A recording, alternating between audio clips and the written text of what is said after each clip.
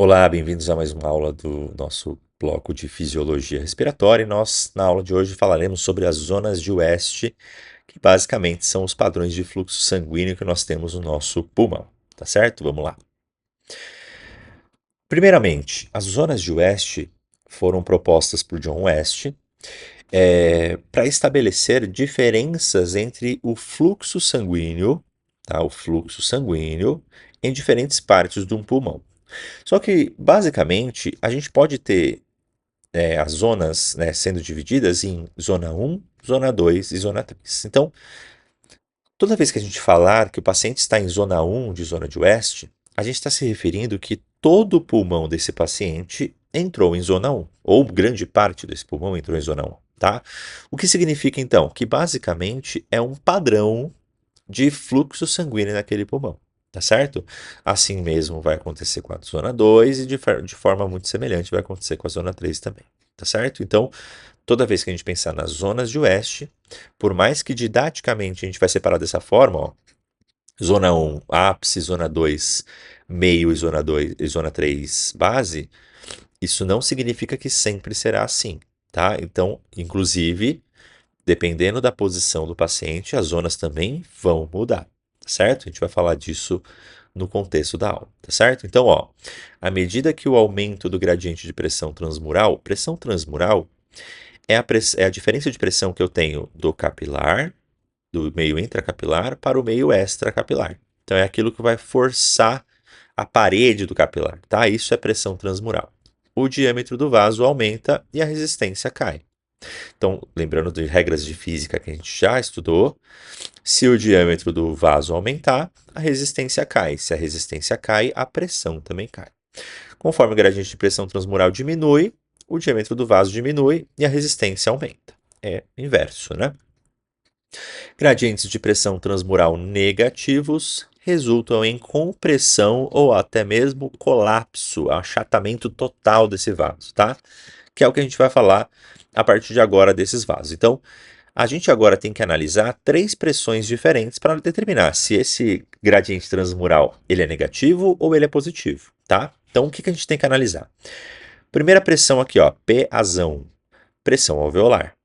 Segunda, pressão arteriolar ou arterial e pressão venosa, tá? Do capilar, né, venoso ou do capilar arterial, ponta arterial do capilar, ponta arterial venosa, não importa, tá?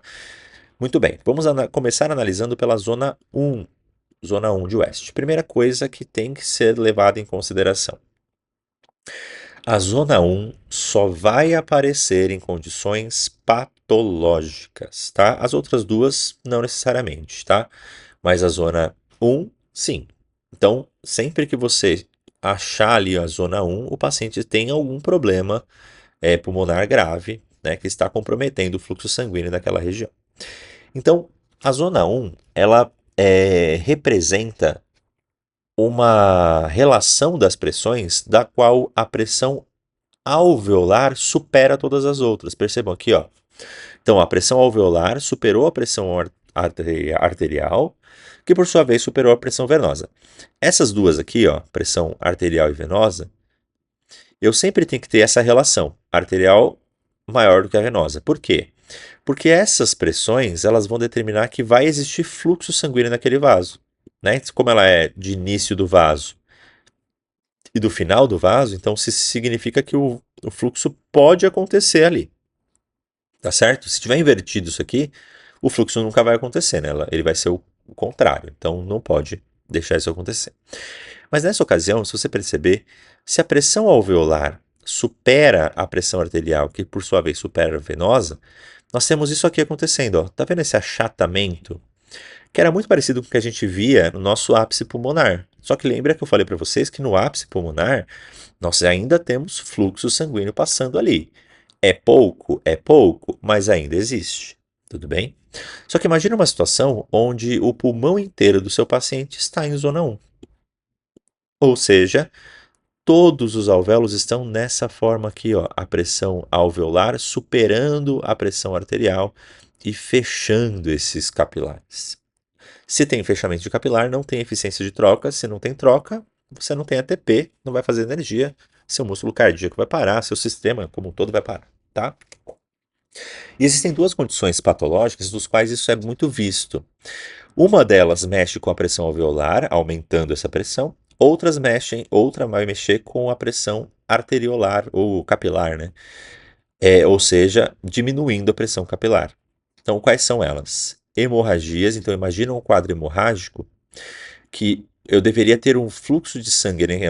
Uma quantidade de sangue ali preenchendo esse capilar, do qual caiu pela metade. Só que essa presença de sangue que eu tinha no capilar era para manter ele aberto. Então, ou seja, se eu tenho metade do capilar, ou metade do sangue ali presente naquele capilar, eu estou, obviamente, estou chutando números aqui, né? Falando metade, mas não precisa necessariamente ser metade. O que eu vou ter é um comprometimento da estrutura do vaso. Ele vai afundar com mais facilidade. Então, esse ato de a pressão arteriolar, perdão, a pressão alveolar superar a pressão arteriolar vai ser fácil de acontecer. Até porque a pressão alveolar, ela não muda. Tudo bem? Ela não muda em condições fisiológicas. Então, você tá aqui, a gente está num ambiente aqui, sempre no mesmo ambiente. O que você pode alterar é a pressão, nesse caso, nessa analogia que a gente está falando aqui, né? Basicamente é a pressão arteriolar ou capilar, tá certo? E outro problema, né, pode acontecer se eu mexer na pressão alveolar. Ah, professor, você acabou de falar que a pressão alveolar não muda. Não muda em condições fisiológicas. Se eu colocar o paciente numa ventilação mecânica e eu colocar muita pressão ali, de gases ali, né, isso vai resultar também em obstrução desses vasos, em colapso desses capilares, tá? Então, a zona 1, ela sempre vai se referir a condições patológicas, porque ou eu diminuo a pressão capilar, ou eu aumento a pressão alveolar, certo? Então, a extremidade arteriolar, mesmo comprimida pelos alvéolos, mas tem PA, né, PAzinho, que significa pressão arterial, maior do que a PV, permite um pequeno fluxo sanguíneo, tá? Isso em condições de normalidade, né? Aliás, em condições fisiológicas a gente tem um fluxo ali. Em condições patológicas eu posso permitir um pequeno fluxo ou posso permitir absolutamente nada de fluxo, tá? Então eu não permito que o sangue passe ali. Então, obviamente a gravidade do paciente vai estar estabelecida com relação a isso, né? Se eu estiver muito fechado, mais grave. Se estiver menos fechado, menos grave. Então, ventilar essa região, né, ela ventila, porém não perfunde, tá? Então a gente vai chamar isso de espaço morto alveolar. Se eu tenho uma região que ela ventila, mas não perfunde, espaço morto alveolar. Zona 2. A zona 2 é interessante. Por quê?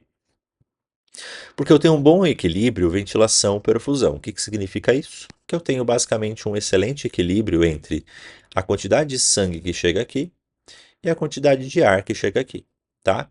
Então, se a gente olhar pelas pressões, a pressão arterial, ela supera a pressão alveolar, que por sua vez supera a venosa. O que faria com que na parte venosa desse vaso, que é isso aqui, ó, vou até limpar a imagem, essa região aqui mais achatada aqui, ó, nós tenhamos um breve achatamento ali naquela região, tá certo? Só que por mais que a gente sempre busque o equilíbrio, e de fato, ou seja, o que eu quero dizer com equilíbrio? Basicamente, a mesma quantidade de sangue para a mesma quantidade de ar que está chegando ali, ou seja, a eficiência de troca é melhor.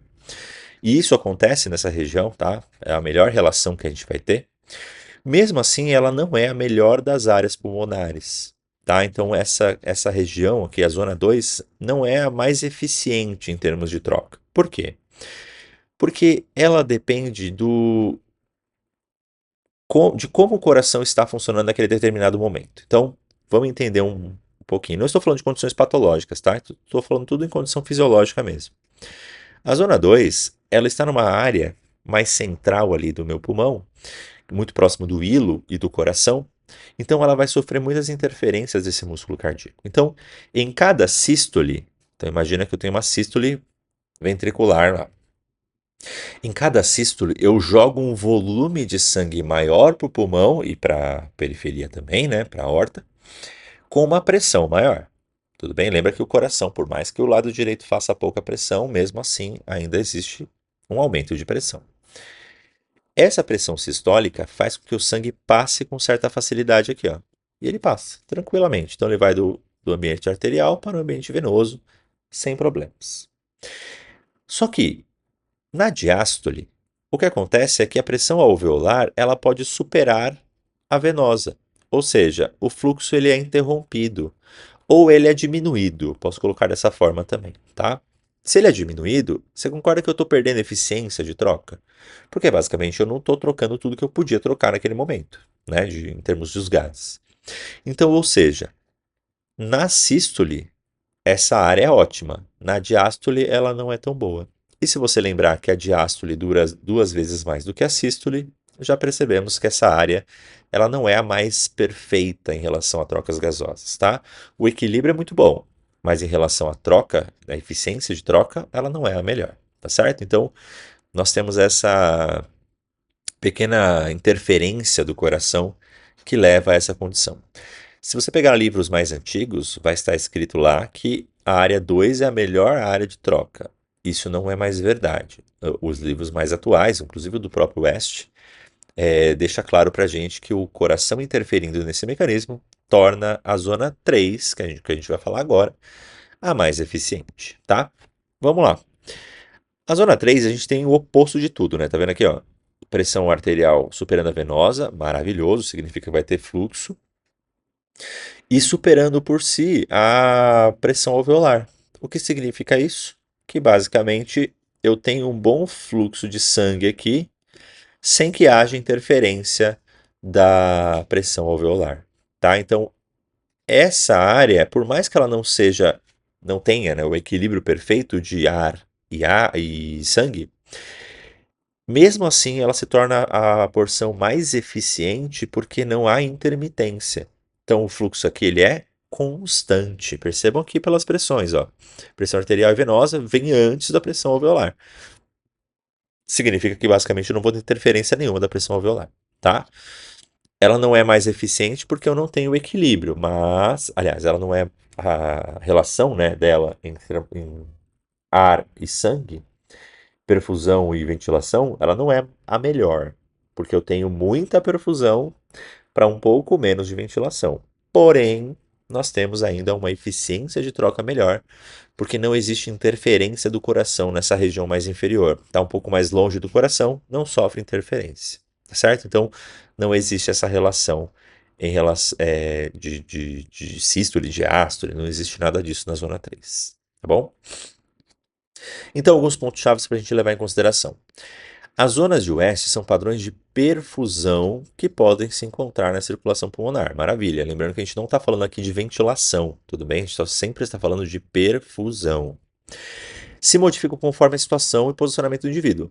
Já falamos sobre isso. Então, se a zona 1 é o ápice aqui, a zona 2 é o meio e a zona 3 é a base, se eu virar esse paciente de costas para o chão, ou para a maca, ou para qualquer superfície, na verdade, o que vai acontecer é que a parte anterior vai se tornar a zona 1, a parte do meio vai se tornar a zona 2 e a parte das costas vai se tornar a parte 3, né? A zona 3 de West, tudo bem? Então, dependendo do posicionamento do paciente, isso muda, tá? Isso inclusive pode ser usado clinicamente, tá? Para você acionar áreas que você não estava acionando naquele determinado momento, né? E você vai modificando isso conforme o posicionamento do seu paciente. Em situações fisiológicas, a pressão alveolar não se modifica. A gente já falou sobre isso. Eu posso modificar em situações patológicas, né? Eu vou colocar um indivíduo em situação ali de ventilação forçada, enfim. Isso vai gerar uma condição de mexer nessa pressão alveolar, tá? Mas somente nessa. E a melhor zona de troca é a zona 3, tá? A melhor zona em relação à troca sempre vai ser a zona 3. Muito bem, essa foi a nossa aula de zonas de West. Espero que vocês tenham gostado e nos vemos na próxima aula. Até mais.